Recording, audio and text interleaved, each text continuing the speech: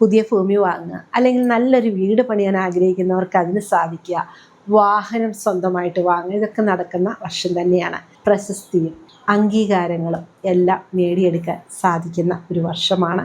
കഴിഞ്ഞ വർഷങ്ങളിലൊക്കെ വളരെ ഡള്ളായിരുന്നുവെങ്കിൽ ഈ വർഷം അത് നല്ല രീതിയിൽ പുരോഗതിയിലേക്ക് പോകുന്ന ഒരു സമയമായിരിക്കും.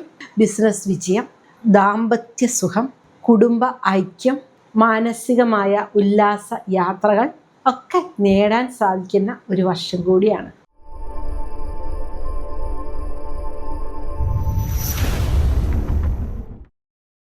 എല്ലാ പ്രിയപ്പെട്ടവർക്കും സ്നേഹപൂർവ്വം ആസ്ട്രോളജിക്കൽ ലൈഫിലേക്ക് സ്വാഗതം. അതെ, വിഷു ദാ പടിവാതിൽ വരെ എത്തിയല്ലേ. അപ്പം നമുക്ക് ഈ വിഷുവിന് ഈ ചിങ്ങക്കൂറുകാർക്ക് എങ്ങനെയാണ്, ഗുണമാണോ ദോഷമാണോ എന്നൊക്കെ നമുക്കൊന്ന് നോക്കിയാലോ. മകം, പൂരം, ഉത്രത്തിക്കാല് ഈ നക്ഷത്രക്കാർക്ക് പൊതുവിൽ വളരെ നല്ല സമയവും, മുൻ വർഷങ്ങളിലൊക്കെ കുറേ ദുരിതങ്ങളും വിഷമങ്ങളും മനക്ലേശങ്ങളും സങ്കടങ്ങളും ഒക്കെ അനുഭവിച്ച സമയമാണ് കടന്നുപോയതല്ലേ. അത് വെച്ച് നോക്കുമ്പോൾ വളരെ നല്ലൊരു കുളിർക്കാറ്റ്, നല്ലൊരു ശാന്തമായ കുളിർക്കാറ്റ് വീശുന്ന അത്രയും ഒരു തഴുകിപ്പോകുന്ന രീതിയിൽ തന്നെയായിരിക്കും ഈ വർഷത്തെ നമ്മുടെ വിഷുഫലവും കിടക്കുന്നത്. വളരെ നല്ല ശ്രേയസ്സും പ്രശസ്തിയും അംഗീകാരങ്ങളും എല്ലാം നേടിയെടുക്കാൻ സാധിക്കുന്ന ഒരു വർഷമാണ്. എല്ലാവരോടും വളരെ സ്നേഹമായി പെരുമാറുകയും എല്ലാവരോടും വളരെ നല്ലൊരു ക്ലോസ് മൈൻഡായിട്ട് നമ്മൾ പ്രവർത്തിക്കുകയും ചെയ്താൽ വളരെ നല്ല രീതിയിൽ വിജയങ്ങൾ നേടിയെടുക്കാൻ സാധിക്കുന്ന ഒരു വർഷമാണ് കേട്ടോ ഈ വിഷുഫലം.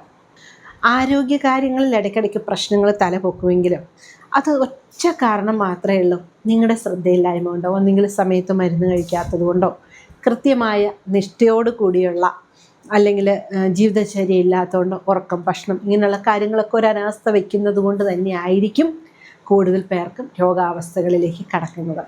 അതുകൊണ്ട് കൃത്യസമയത്ത് ഭക്ഷണം കഴിക്കുക, നല്ല രീതിയിൽ ആരോഗ്യം കെയർ ചെയ്യുക. അപ്പോൾ നമ്മുടെ പ്രശ്നങ്ങളുടെ പകുതി ഭാഗം ക്ലിയറായി. പിന്നെ നല്ല രീതിയിൽ പേര്, പ്രശസ്തി, അംഗീകാരങ്ങൾ കലാകായിക മേഖലകളിൽ നിൽക്കുന്നവർക്കൊക്കെ നല്ല പുരോഗതിയും നേടിയെടുക്കാൻ സാധിക്കുന്ന ഒരു വർഷമാണ്. ദമ്പതികൾ തമ്മിലും വലിയ കുഴപ്പങ്ങളൊക്കെ ഇല്ലാതെ കടന്നു പോകുന്നതായിരിക്കും. സന്താനങ്ങളും അതുപോലെ തന്നെ സഹപ്രവർത്തകരും ഒക്കെ വളരെ അനുകൂലമായിട്ട് തന്നെ മുന്നോട്ട് പോകുന്ന ഒരു വർഷമായിരിക്കും. ചെറിയ ചെറിയ പ്രശ്നങ്ങളൊക്കെ ഉണ്ടാവുമെങ്കിലും അത് ലൈഫല്ലേ, അതൊക്കെ നമുക്ക് തരണം ചെയ്ത് ഓവർകം ചെയ്ത് പോകാൻ പറ്റുന്ന ഒരു വർഷമായിരിക്കും കേട്ടോ. ആരോടും നമ്മൾ അധികമായിട്ട് കോപിക്കാനൊന്നും പോവാതിരിക്കുക, അല്ലെങ്കിൽ നമ്മൾ വലിയ ടെൻഷൻ ആവുന്ന കാര്യങ്ങൾ നമ്മൾ എടുത്തു വയ്ക്കാതിരിക്കുക എന്നൊക്കെയുള്ളതാണ് ഈ വർഷം നമ്മൾ ശ്രദ്ധിക്കേണ്ട കാര്യങ്ങൾ. ഇപ്പോൾ വിദേശത്തേക്കൊക്കെ പോകാൻ ശ്രമിച്ചിട്ട് കുറേ നാളുകളായിട്ട് തന്നെ അതൊന്നും സാധിക്കാതെ ഇരിക്കുന്നവർക്ക് ഈ വർഷം ശ്രമിച്ചാൽ അതിനൊക്കെ പെട്ടെന്ന് സാധിക്കുന്ന ഒരു വർഷമാണ് കേട്ടോ. പിന്നെ നമുക്ക് പറയാൻ പറ്റും, നമ്മുടെ ബിസിനസ് കഴിഞ്ഞ വർഷങ്ങളിലൊക്കെ വളരെ ഡള്ളായിരുന്നുവെങ്കിൽ ഈ വർഷം അത് നല്ല രീതിയിൽ പുരോഗതിയിലേക്ക് പോകുന്ന ഒരു സമയമായിരിക്കും. ബിസിനസ് വിജയം, ദാമ്പത്യ സുഖം, കുടുംബ ഐക്യം, മാനസികമായ ഉല്ലാസ യാത്രകൾ, മാനസികോല്ലാസങ്ങൾ ഒക്കെ നേടാൻ സാധിക്കുന്ന ഒരു വർഷം കൂടിയാണ്. ബന്ധു സമാഗമം അല്ലെങ്കിൽ ബന്ധുജനങ്ങളെയൊക്കെ കണ്ടുമുട്ടുക, വളരെ ഏറെക്കാലമായിട്ട് കാണാൻ കൊതിച്ചിരുന്നവരെയൊക്കെ കാണാൻ സാധിക്കുക, അവരോടൊത്തൊക്കെ നമുക്ക് സമയം കളയുക, അല്ലെങ്കിൽ നമ്മൾ അടുത്ത് ഇടപഴകാനൊക്കെ കഴിയുക, ഇങ്ങനെയൊക്കെയുള്ള നല്ല നല്ല കാര്യങ്ങളും ഈ വർഷം ഈ ചിങ്ങക്കൂറുകാർക്ക് ഉണ്ടെന്ന് നമുക്ക് പറയാൻ പറ്റും. ഭൂമി സംബന്ധമായിട്ട് പുതിയ ഭൂമി വാങ്ങുക, ക്രയവിക്രയങ്ങളൊക്കെ നടത്താനുള്ള യോഗമുണ്ട്. പുതിയ ഭൂമി വാങ്ങുക, അല്ലെങ്കിൽ നല്ലൊരു വീട് പണിയാൻ ആഗ്രഹിക്കുന്നവർക്ക് അതിന് സാധിക്കുക, വാഹനം സ്വന്തമായിട്ട് വാങ്ങുക, ഇതൊക്കെ നടക്കുന്ന വർഷം തന്നെയാണ്. ജോലിയിൽ ഇരിക്കുന്നവർക്ക് ജോലിയിൽ പുരോഗതി നേടുന്നതിനും അല്ലെങ്കിൽ പ്രമോഷനൊക്കെ നേടിയെടുക്കുന്നതിനും ആഗ്രഹിക്കുന്ന സ്ഥലത്തേക്ക് സ്ഥലം മാറ്റം കിട്ടാനും ഒക്കെ യോഗമുള്ള വർഷമാണ് കേട്ടോ. നമ്മൾ പ്രതീക്ഷിക്കാത്ത നേട്ടങ്ങൾ ഈ വർഷം നമ്മളെ തേടിയെത്തുന്ന ഒരു സമയമാണ്. നമ്മൾ തേടി പുറകെ നടന്നിട്ട് കിട്ടാത്ത പലതും നമുക്ക് ഈ വർഷം നമ്മളെ തേടി വന്ന് നമുക്ക് കിട്ടും എന്ന് പറയുന്നതിൽ വലിയ അത്ഭുതമൊന്നും നമുക്ക് പ്രകടിപ്പിക്കേണ്ടതില്ല. കാരണം അങ്ങനെയുള്ള കാര്യങ്ങളൊക്കെ നടക്കാൻ സാധ്യതയുള്ള ഒരു വർഷമാണ് കേട്ടോ ഇത്. പിന്നെ ദമ്പതികളുടെ നമ്മൾ പറയുമ്പോൾ പങ്കാളിയുടെ ആരോഗ്യകാര്യത്തിലൊക്കെ ഒരു ശ്രദ്ധ, അല്ലെങ്കിൽ ഒരു സൂക്ഷ്മത, ഒരു കെയറിങ് ഒക്കെ വേണ്ടത് ആവശ്യമാണ്. സന്താനങ്ങൾക്ക് ശ്രേയസ് ഉണ്ടാവും. ആരോഗ്യകാര്യങ്ങളിൽ സന്താനങ്ങളുടെയും ശ്രദ്ധിക്കുക.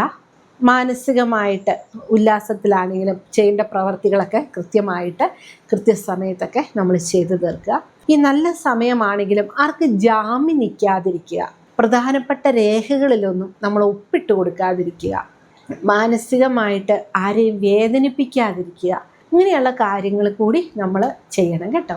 ദേവീക്ഷേത്രത്തിൽ ഭജനമിരിക്കുക, അല്ലെങ്കിൽ കഴിവ് പോലെ വഴിപാട് സമർപ്പിക്കുക. നമുക്ക് ചെയ്യാൻ പറ്റുന്നൊരു കാര്യം എന്ന് പറഞ്ഞാൽ നെയ്യ് സമർപ്പിക്കുക, അല്ലെങ്കിൽ മാല സമർപ്പിക്കുക.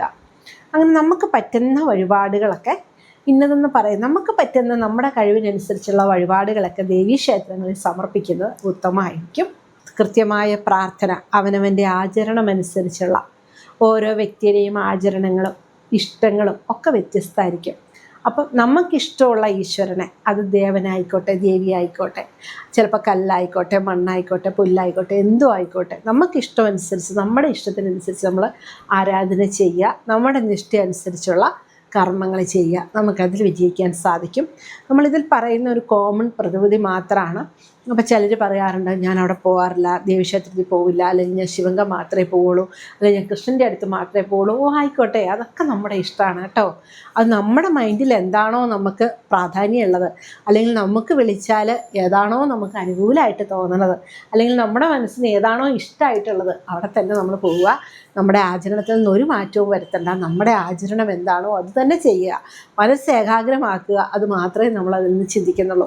അപ്പോൾ ആ ഒരു നെഗറ്റീവ് എനർജി മാറി നമ്മളിലേക്കൊരു വൈബായിട്ട് പോസിറ്റീവ് എനർജി വരും. അതിന് വേണ്ടിയിട്ടാണ് നമ്മളത് പറയുക. അപ്പോൾ അത് നമ്മുടെ ഇഷ്ടമാണ്, നമ്മൾ ചെയ്യുക എന്നുള്ളത് തന്നെ കേട്ടോ.